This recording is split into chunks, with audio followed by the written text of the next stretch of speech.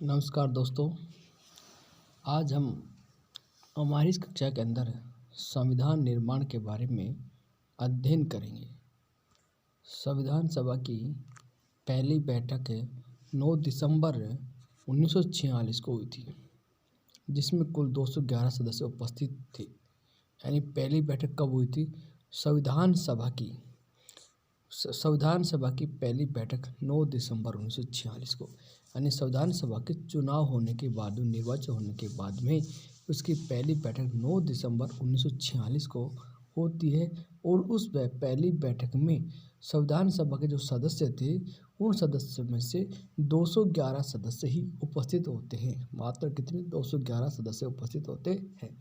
इस बैठक की अध्यक्षता, जो संविधान सभा की पहली बैठक 9 दिसंबर 1946 को होती है, इस पहली बैठक की अध्यक्षता कौन करता है? कि उस संविधान सभा में मौजूद 211 सदस्य, इन सदस्यों में से मौजूद सबसे बुजुर्ग सदस्य था सच्चिदानंद सिन्हा साहब, जिन्होंने इस बैठक की अध्यक्षता की। किस 9 दिसंबर 1946 को जो पहली बैठक अध्यक्षता सच्चिदानंद सिन्हा साहब ने की थी। प्रथम बैठक हुई थी उस 9 दिसंबर 1946 को पहली बैठक होती है। इस पहली बैठक के अंदर जो मुस्लिम लीग थी, उस मुस्लिम लीग ने इस पहली बैठक में भाग नहीं लिया। अब इसके 2 दिन बाद में, यानी 9 दिसंबर 1946 को पहली होती है, इसके 2 दिन बाद में कौन सी हो जाती है? दूसरी बैठक, यानी 11 दिसंबर। 9 के बाद 2 दिन जोड़ो, 11, यानी 11 दिसंबर 1946 को संविधान सभा की दूसरी बैठक में संविधान सभा ने अपना अध्यक्ष चुना गया। किसको चुना? डॉक्टर राजेंद्र प्रसाद को। पहली बैठक में सच्चिदानंद सिन्हा साहब बनाया गया था और दूसरी बैठक में फिर अपना अध्यक्ष चुन लिया। और किसको अध्यक्ष चुना? डॉक्टर राजेंद्र प्रसाद को दूसरी बैठक में अध्यक्ष चुन लिया गया। प्रथम अध्यक्ष था सच्चिदानंद सिन्हा साहब, लेकिन ये कैसे था? अस्थायी था और सिर्फ 2 दिन रहता है। 9 तारीख, 10 और फिर 11 को दूसरा बन जाता है। 2 दिन रहता सच्चिदानंद सिन्हा साहब, 2 दिन अध्यक्ष रहते, अस्थायी अध्यक्ष रहते। फिर स्थायी अध्यक्ष डॉक्टर राजेंद्र प्रसाद को बनाया जाता है। फिर उसके बाद में उपाध्यक्ष बनाया जाता है H.C. मुखर्जी को उपाध्यक्ष बनाया जाता है और संवैधानिक सलाहकार B.N. राव को संवैधानिक सलाहकार बनाया जाता है। 13 दिसंबर 1946 को, 13 दिसंबर यानी 2 दिन बाद में, पहली बैठक 9 दिसंबर को, दूसरी 11 दिसंबर को, उसके बाद में 2 दिन बाद में 13 दिसंबर 1946 को पंडित जवाहरलाल नेहरू ने, जो भारत का पहला प्रधानमंत्री बनता है, इस जवाहरलाल नेहरू ने संविधान सभा के सामने, जो संविधान सभा की जो बैठक हो रही थी, उसमें सभी सदस्यों के सामने संविधान सभा के समक्ष उद्देश्य प्रस्ताव पेश करता है। कौन सा प्रस्ताव? उद्देश्य प्रस्ताव। प्रश्न पूछ लिया जाता है कि उद्देश्य प्रस्ताव कौन पेश करता है? तो उद्देश्य प्रस्ताव पंडित जवाहरलाल नेहरू करता है। कब करता है? 13 दिसंबर 1946 को उद्देश्य प्रस्ताव पंडित जवाहरलाल नेहरू संविधान सभा के समक्ष पेश किया जाता है। इस उद्देश्य प्रस्ताव को 22 जनवरी 1947 को सर्वसम्मति से पारित कर दिया गया। यानी 13 दिसंबर 1946 को उद्देश्य प्रस्ताव पंडित जवाहरलाल नेहरू पेश करता और इस उद्देश्य प्रस्ताव को 22 जनवरी 1947 को पूरी जो संविधान सभा के सभी सदस्य थे, उन्होंने सर्वसम्मति से इस उद्देश्य प्रस्ताव को पारित कर दिया। संविधान सभा में संविधान निर्माण की दिशा में समितियों की महत्वपूर्ण भूमिका रही। क्या भाई? अब कोई भी काम करते हैं, हम उस काम करने के लिए हम योजनाएं बनाते हैं, समितियां बनाते हैं। ये काम वो आदमी करेगा, ये आदमी वो काम करेगा। इसी प्रकार जो भारत का संविधान निर्माण, अब संविधान निर्माण बनाना था, तो जो संविधान सभा थी, उस संविधान सभा में तो संविधान निर्माण के लिए कई समितियां बनाई गई थी। उनमें से कुल समिति बनाई गई थी 23 समिति। कुल 23 समितियां संविधान निर्माण करने के लिए कुल कितनी समितियां बनी? तो याद रखना 23 समितियां बनी थी। उसमें से 8 मुख्य समितियां बनाई गई थी और 15 उप समितियां बनाई गई थी। 8 मुख्य समितियां कौन कौन सी है? देखो कैसे याद करेंगे इनको।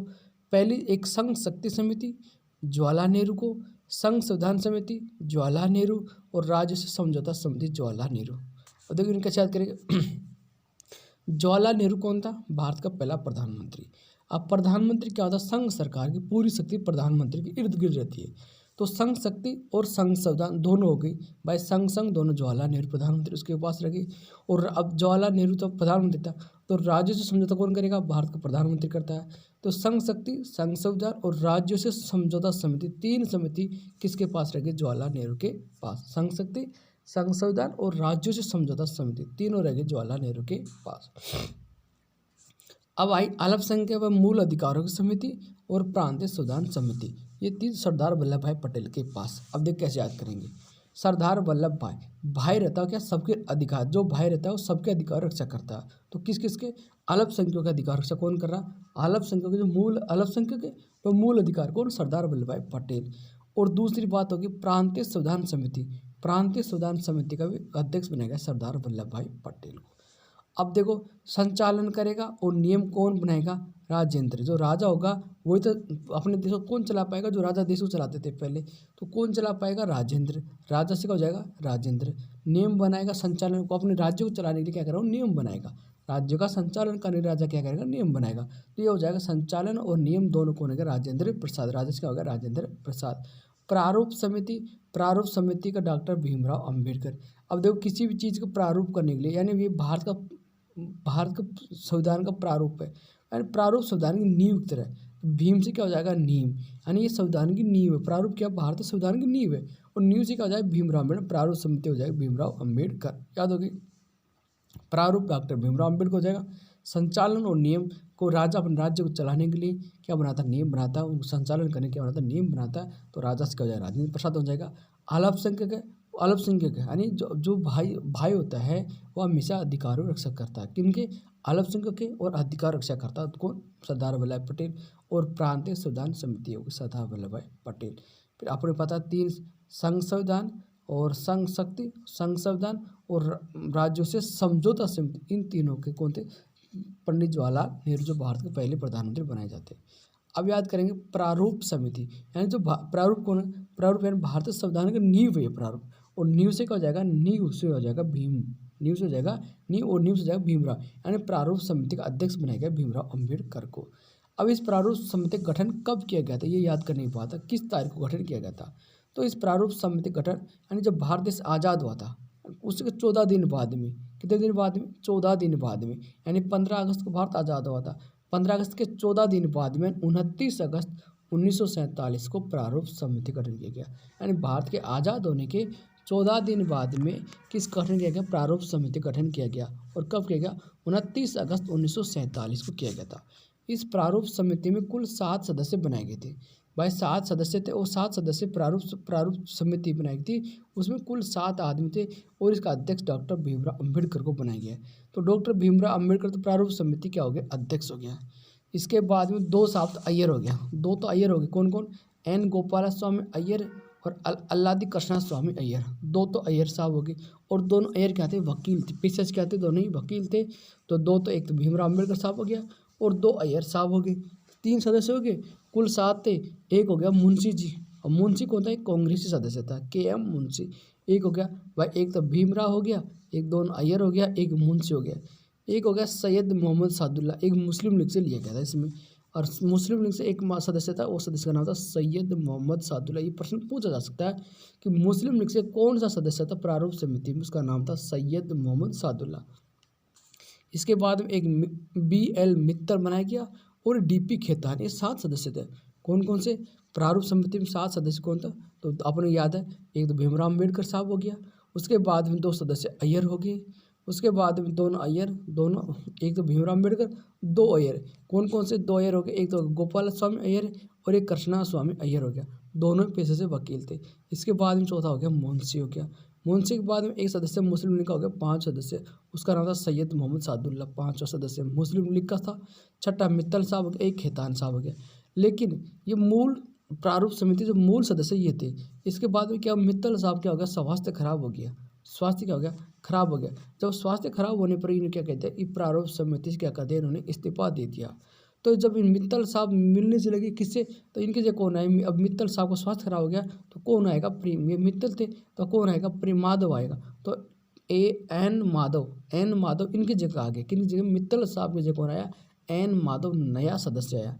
अब फिर इस मूल सदस्य मतलब DP खेतान साहब। अब खेतान साहब क्या हो जाते हैं? मृत्यु हो जाती है। क्या हो जाती है? खेतान साहब की मृत्यु होगी। तो इनके सदस्य, इनके बाद में कौन आ गया? TT कृष्णामाचार्य कांग्रेस, ये कांग्रेस था, कम्युनिस्ट कांग्रेस का था, और टी कृष्णमाचारी। तो याद करने की बात है भाई, 7 सदस्य कौन कौन से थे। मूल सदस्य तो ये था कि भीमराव अम्बेडकर हो गया, दोनों अय्यर साहब हो गए, एक मुंशी साहब हो गया, एक सैयद मोहम्मद सादुल्ला हो गया, एक मित्तल साहब, एक खेतान।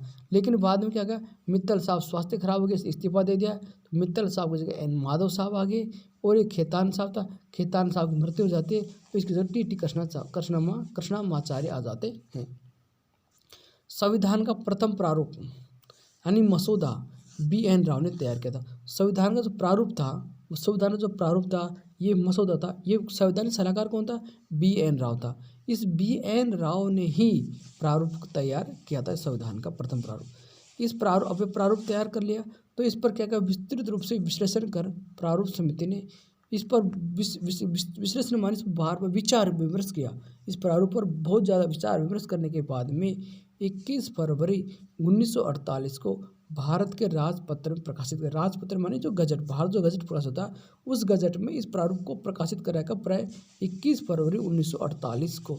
21 फरवरी 1948 को इस प्रारूप पर इसको क्या है, इस प्रारूप पर इसको क्या क्या राजपत्र प्रकाशित करवाया तथा इस पर खुले सुझाव और इस जनता क्या है इस प्रारूप प्रकाशित करवा दिया, और इस पर खुले सुझाव आमंत्रित किए गए, और कई लोगों ने सुझाव दिए, और उन सुझाव के आधार पर इसमें जो संशोधन कर पुनः अक्टूबर 1948 में प्रकाशित कराया।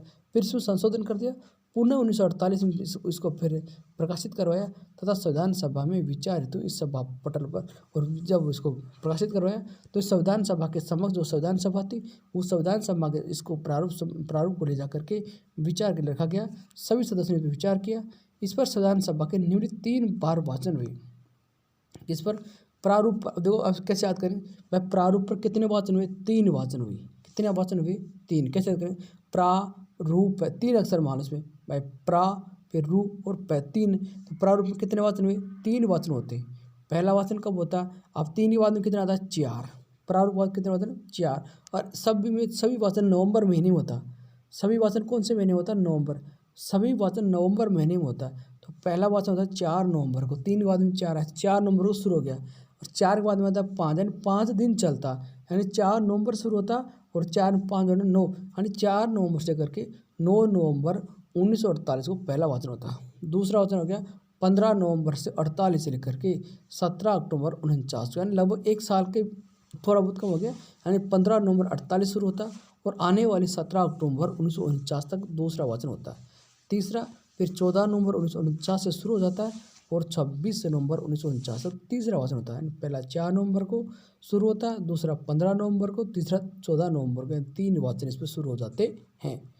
26 नवंबर 1949 को अंतिम वाचन हुआ था, तब तीसरा वाचन था जो 14 नवंबर को शुरू होता है और 26 नवंबर 1949 तक चलता है। तो इस 26 नवंबर 1949 को संविधान बनकर तैयार हो जाता है। कब, 26 नवंबर 1949 को भारत का संविधान बनकर तैयार हो जाता है। इस संविधान सभा की जब बनकर संविधान सभा की कुल 166 बैठक होती है, यानी संविधान सभा की कुल इस संविधान निर्माण करने में कुल कितनी बैठक होती है, 166 बैठक होती है। यानी संविधान सभा की पहली बैठक होती है 9 जनवरी। संविधान सभा की पहली बैठक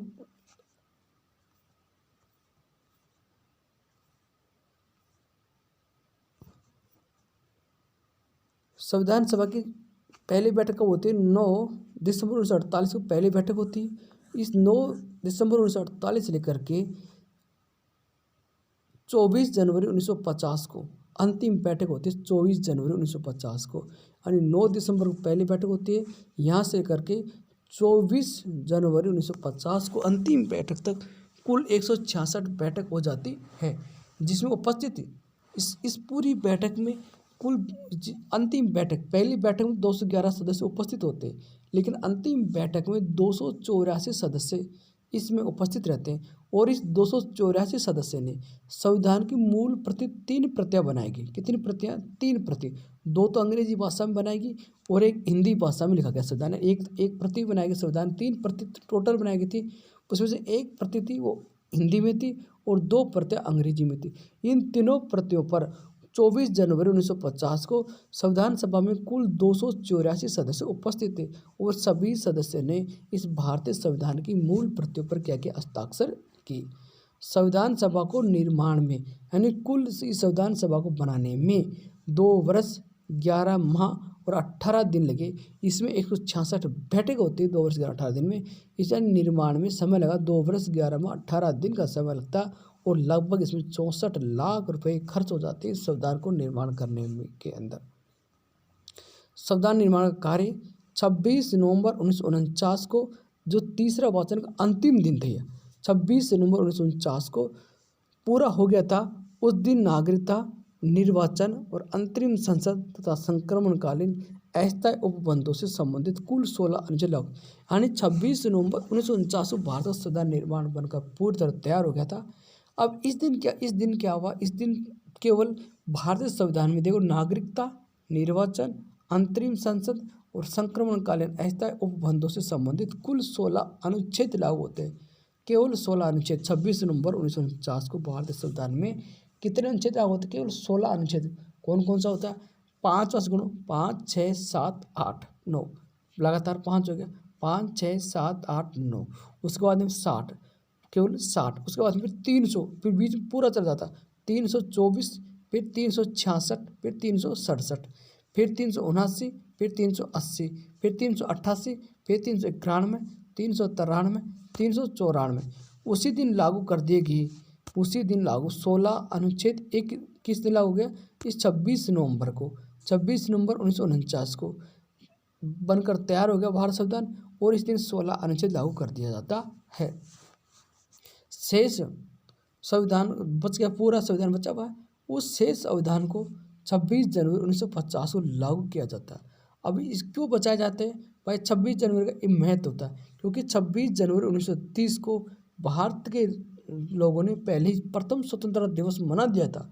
26 जनवरी 1930 को पहला स्वतंत्रता दिवस मना दिया था। इसलिए 26 जनवरी का विशेष महत्व होने के कारण भारत का संविधान 26 नवंबर 1949 पूरा बनकर तैयार हो जाता है, उसको रोका और आने वाली फिर 26 जनवरी 1950 को इसको पूरे संविधान को लागू कर दिया जाता है। थैंक यू दोस्तों।